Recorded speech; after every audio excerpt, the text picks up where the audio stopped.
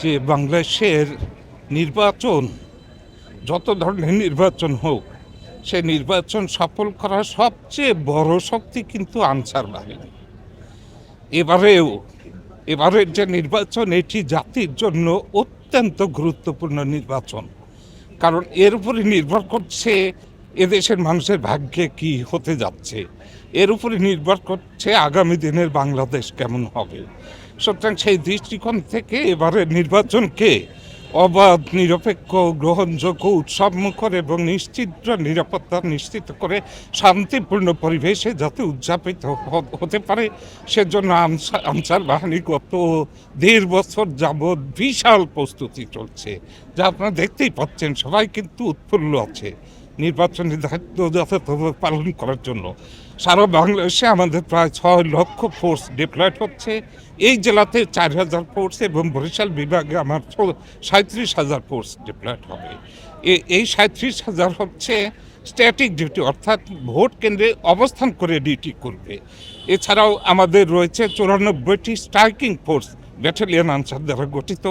প্রত্যেক উপজেলাতে ২টি করে স্ট্রাইকিং ফোর্স আমরা দিয়েছি ব্যাটালিয়ন আনসারের। প্রত্যেক জেলা পর্যায়ে 1টি, সিটিতে 2টি এবং আমাদের রেঞ্জ পর্যায়ে আরও 2টি স্ট্রাইকিং ফোর্স রয়েছে।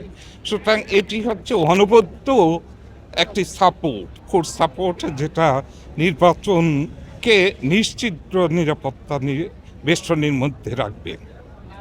এরপরে রয়েছে সেনাবাহিনী, নৌবাহিনী, বিমান বাহিনী, বিজিবি, র্যাব, কোস্টগার্ড, পুলিশ এবং আমাদের এই সকল ফোর্স। আমাদের রুট লেভেলেরও অসংখ্য ফোর্স আছে। আনকনভেনশনাল ওয়ারফেয়ার ফোর্স আছে আমাদের উপজেলাতে ১১৫ জন করে। ইউনিয়ন পর্যন্ত প্লাটুন আছে, গ্রাম পর্যায়ে প্লাটুন আছে। এরাও নিরাপত্তা নিশ্চিত করার ক্ষেত্রে কাজ করবে। আমাদের কর্মকর্তারা সার্বক্ষণিক ভিজিলেন্সের উপরে থাকবে।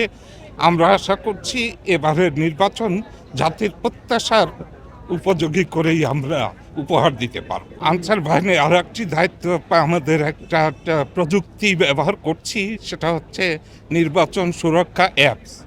এই অ্যাপসের মাধ্যমে কানেক্টেড রয়েছে আমাদের ভোট কেন্দ্রের 2 জন দায়িত্বপ্রাপ্ত সেকশন কমান্ডার, সহকারী সেকশন কমান্ডার। এছাড়া কানেক্টেড রয়েছে আমাদের উপজেলা কর্মকর্তা, জেলা কর্মকর্তা, বিভাগীয় কর্মকর্তা, চ্যানেল ওয়াইজ। সাথে সাথে পুলিশ কর্তৃপক্ষ এবং সেনা কর্তৃপক্ষের সাথে কানেক্টেড থাকবে। এর ফলে কোথাও কোনো কিছু ঘটার পূর্বাভাস পেলেই সকল সংস্থাগুলো জেনে যাবে এবং তাৎক্ষণিক ব্যবস্থা নিতে পারবে। উদ্দেশ্য একটাই, সেটি হচ্ছে জনমানুষের প্রত্যাশার উপযোগী করে নির্বাচন উপহার দেওয়া, উৎসবমুখর পরিবেশে সেটা যেন হয়, কেউ যেন কোনো কিছু করতে না পারে।